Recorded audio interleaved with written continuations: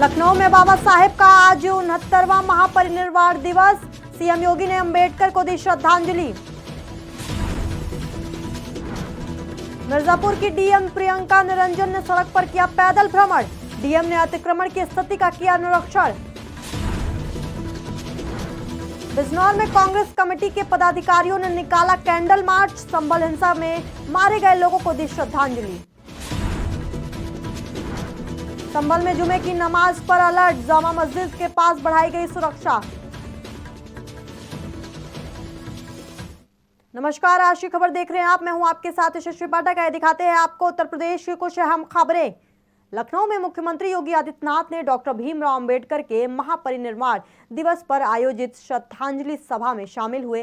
CM योगी ने बाबा साहेब अंबेडकर की प्रतिमा पर माल्यार्पण कर उन्हें श्रद्धांजलि अर्पित की। इस मौके पर सीएम योगी के साथ डिप्टी सीएम ब्रजेश पाठक और कैबिनेट के अन्य सहयोगी भी मौजूद रहे। मिर्जापुर डीएम प्रियंका निरंजन ने सुबह टीम के साथ सड़क पर पैदल भ्रमण किया। मॉर्निंग वॉक पर लोगों के साथ खासकर महिलाओं से मिलकर उनकी सुरक्षा और समस्याओं का हाल जाना और महिलाओं ने व्यवस्था को सराहा। डीएम ने साफ सफाई और अतिक्रमण की स्थिति का भी निरीक्षण किया। माननीय मुख्यमंत्री महोदय के दिशा निर्देशों के क्रम में प्रातःकालीन भ्रमण अधिकारियों की टीम के साथ किया गया है। मॉर्निंग वॉक करने वालों से और सफाई की व्यवस्था, अतिक्रमण की स्थिति को लेकर विभिन्न स्थितियों का निरीक्षण किया गया है। संबंधित को आवश्यक दिशा निर्देश देकर जो भी कार्रवाई है कराई जाएगी। माननीय मुख्यमंत्री महोदय की दिशा।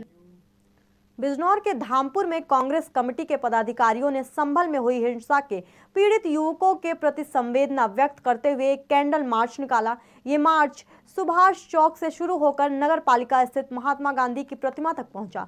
इस दौरान कांग्रेस कार्यकर्ताओं ने मृतकों के परिजनों को 1-1 करोड़ रुपए की आर्थिक सहायता देने और भाजपा सरकार को बर्खास्त कर राष्ट्रपति शासन लागू करने की मांग की। खबर संभल से है, जहां संभल हिंसा के बाद दूसरे जुमे की नमाज को देखते हुए जिलाधिकारी राजेंद्र पेंसिया ने बताया कि प्रशासन द्वारा 30 मजिस्ट्रेट की तैनाती की गई है। पीस कमेटी द्वारा लोगों से अपने क्षेत्र में मस्जिद में नमाज पढ़ने की बात कही गई। आरोपितों के फोटो जारी करने के बाद अब पोस्टर चस्पा करने की तैयारी भी की जा रही है। साथ ही चप्पे चप्पे पर पुलिस फोर्स भी तैनात है। हमने 30 मजिस्ट्रेट लगाए हैं और उसके साथ साथ आज पीस कमेटी की मीटिंग भी कर रहे हैं। सभी जितने भी मस्जिदें हैं उनके जो प्रमुख हैं उन सभी से हमारी बात हुई है। तो पीस कमेटी की मीटिंग के बाद वो अपनी बाइट भी सोशल मीडिया पर जारी करेंगे और कल की जो जुमे की नमाज है वो शांति से अदा होगी और 3 लेयर सिक्योरिटी जो पिछले जुमे की नमाज को रही थी उतना ही सिक्योरिटी सिस्टम भी हमारा रहेगा।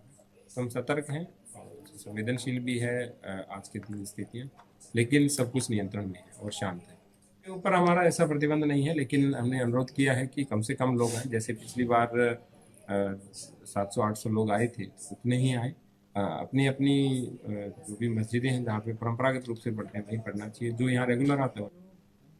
संभल के चंदौसी में बनिया ठेर थाना क्षेत्र के कस्बा नरौली में मोटर पार्ट्स की दुकान पर सामान लेने के बाद अज्ञात लोगों ने दुकानदार की गोली मारकर हत्या कर दी और तीनों आरोपी एक बाइक से फरार हो गए। घटना से परिजनों में कोहराम मच गया है। सूचना पर पहुंची पुलिस जांच पड़ताल में जुट गई है। सर फायर देखा, जब अंदर मैंने देखा जाके तो ये नीचे गिरा हुआ था 8:30 और 9, 9:15 बजे की। मेरा चचेरा भाई है सगा। आवाज़ हुई और उसके जो है कुछ लोग आ गए हैं मौके पर। जब आवाज़ हुई, जब उन्होंने देखा तो लोग काफ़ी भीड़ इकट्ठी हुई है। मैं चाचा लगता हूँ सर इनका जी। मेरा घर इनसे थोड़ी दूर पे है। दुश्मनी ने सर, इतना सीधा लड़का था, किसी से लड़के नहीं जानता, सबसे प्यार से बात करता था। आदि नरौली इसके व्यवहार की तारीफ करती थी सर। ये दुकान तो सर कम से कम 6-7 साल इसकी दुकान को हुआ है। इसको शुरू से यही व्यापार करते थे। बाइक धुलने का प्रेशर है। बहुत ही व्यवहार कुशल आदमी था, कभी किसी से। सीतापुर के हरगांव स्थित ककराही पीएचसी पर डॉक्टर और नर्स की गैर मौजूदगी में सफाई कर्मी मरीजों को दवा बांटते मिले। सुबह 11 बजे तक कोई डॉक्टर या स्टाफ मौजूद ही नहीं था। स्वास्थ्य सेवाओं के दावों के बीच पीएचसी में अव्यवस्था और डॉक्टरों की लापरवाही उजागर हुई। मामले में सीएचसी प्रभारी भी सवालों के घेरे में है। बदायूं के राजकीय मेडिकल कॉलेज में टीबी का इलाज कराने आए संभल निवासी सुभाष ने चौथी मंजिल से कूदकर आत्महत्या कर ली। परिजनों ने स्टाफ पर समय से इलाज न देने का आरोप लगाया है। मेडिकल कॉलेज की व्यवस्थाएं, प्राचार्य और CAMS की गैरमौजूदगी में प्रभारी के भरोसे चल रही है। ये वृंदावन से दवाई लाया, 1 साल से बीमार था। हाँ तो ये दवाई लाया वृंदावन से। ठीक है। इसने खुराक खादी खाई, उसने खाने के बाद ये यानी सांस फूली उसकी। मैंने एम्बुलेंस बुला के देवा भर्ती किया। देवा वालों ने फिर यहाँ के लिए भर्ती, ये मेडिकल कॉलेज के, तो बताओ। अब मैंने रात दवाई इंजेक्शन लगा दी इन्होंने।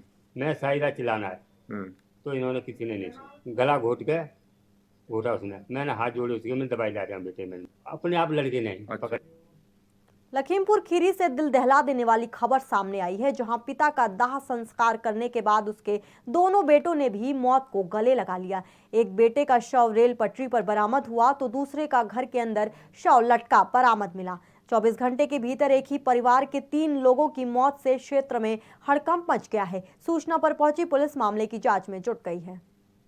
कल रात में हमारे चाचा ने फांसी लगाकर लटका दिया था। इन लोगों ने आरती और क्या नाम का राम देवी और 2 नाम तो हमें याद नहीं है, शिवम और शशिबाला। आज घटना हुई, हमारा बड़ा भाई यहीं पर सब थे, उनकी बहन थी, बहनोई थे और हमारी फूफू भी, एक बुआ जी भी थी। सुबह वो ट्रेन में कट गया छोटा वाला। बड़ा वाला जब वहाँ हम लोग PM करा के आए तब तक पता चला यहाँ फांसी लगा लिया।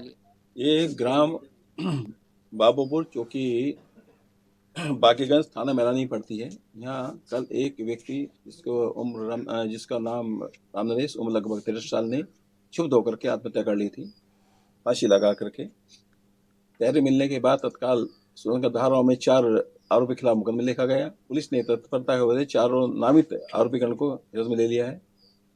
तो जो वादी हैं, प्रतिवादी हैं, ये ममेरे पुपेरे भाई हैं और जो मृतक रामनरेश थे ये आकर के 2006 में रह रहे थे एक मकान में, जिसमें एक कमरा एक बरामदा है, वहाँ पोस्ट ऑफिस चलता है।